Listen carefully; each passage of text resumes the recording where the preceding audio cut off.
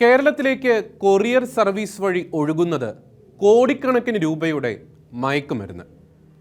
കേരളത്തിൻ്റെ ഞരമ്പുകളിലേക്ക് courier service വഴി മയക്കുമരുന്ന് ഒഴുകുന്നു.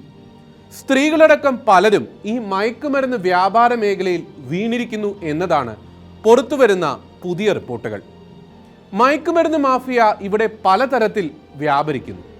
അവർ പലതരത്തിൽ ജനങ്ങളെ മയക്കുമരുന്നിന് അടിമകളാക്കി ചൂഷണം ചെയ്യുന്നു എന്നതിനുള്ള ഏറ്റവും പുതിയതും ശക്തവുമായ തെളിവാണ് ഇപ്പോൾ പുറത്തു വന്നിരിക്കുന്നത്. വിദേശ രാജ്യങ്ങളിൽ നിന്നും അന്യ സംസ്ഥാനങ്ങളിൽ നിന്നുമൊക്കെ നമ്മുടെ ഈ സംസ്ഥാനത്തേക്ക് ഇപ്പോൾ കൊറിയർ സർവീസിന്റെ മറവിൽ ലഹരി ഒഴുകുന്നു എന്ന ഞെട്ടിപ്പിക്കുന്ന വിവരമാണ് പ്രമുഖ മാധ്യമങ്ങൾ പുറത്തുവിടുന്നത്.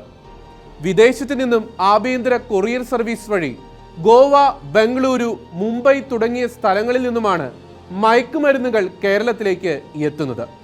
പരിശോധനയിൽ വേഗം കണ്ടെത്താനാകാത്തതും കയറ്റി അയക്കാൻ എളുപ്പമുള്ളതുമായ LSD സ്റ്റാമ്പും MDMAയുമാണ് കൊറിയർ സർവീസ് വഴി കൂടുതൽ എത്തുന്നത് എന്നതാണ് വിവരം. കഴിഞ്ഞ ദിവസം വിദേശത്ത് നിന്ന് കൊറിയർ വഴി എത്തിയ 31 LSD സ്റ്റാമ്പുകളാണ് എറണാകുളം എക്സൈസ് എൻഫോഴ്സ്മെന്റ് പിടിച്ചെടുത്തത്. കത്തെന്ന് തോന്നും വിധമാണ് ഇവ അയച്ചത്. LSD സ്റ്റാമ്പുകൾ പ്രത്യേക കവറുകളിലാക്കിയാണ് വെച്ചിരുന്നത്.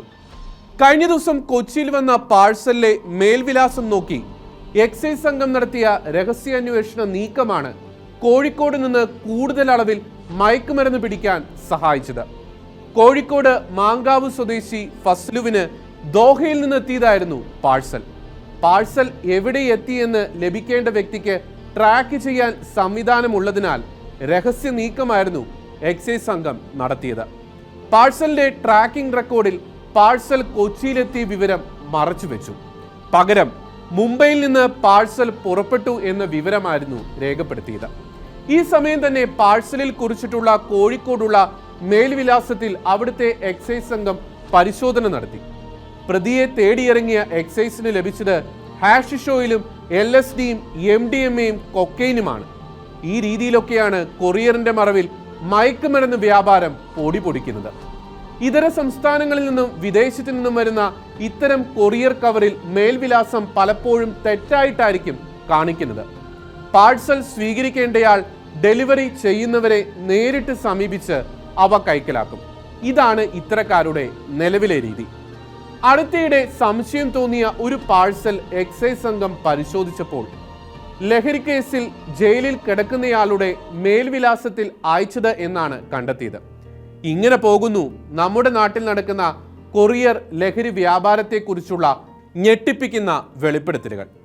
കൊറിയർ വഴി കേരളത്തിലേക്ക് ലഹരിക്കടത്ത് നടത്തുന്നതായി മുമ്പും രഹസ്യാന്വേഷണ റിപ്പോർട്ട് ഉണ്ടായിരുന്നതാണ് എന്നാണ് പറയപ്പെടുന്നത്. നമ്മുടെ ഭരണകൂടവും പോലീസും നിഷ്ക്രിയമായിരിക്കുന്ന അവസ്ഥ. ഇവരൊക്കെ ആരെയോ ഭയപ്പെടുന്നു എന്ന് വേണം പറയാൻ.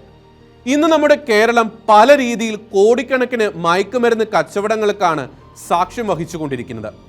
കേരളത്തിൻ്റെ സമസ്ത മേഖലകളിലേക്കും മയക്കുമരുന്ന് മാഫിയ പടർന്ന് പന്തലിച്ചു കൊണ്ടിരിക്കുന്നു.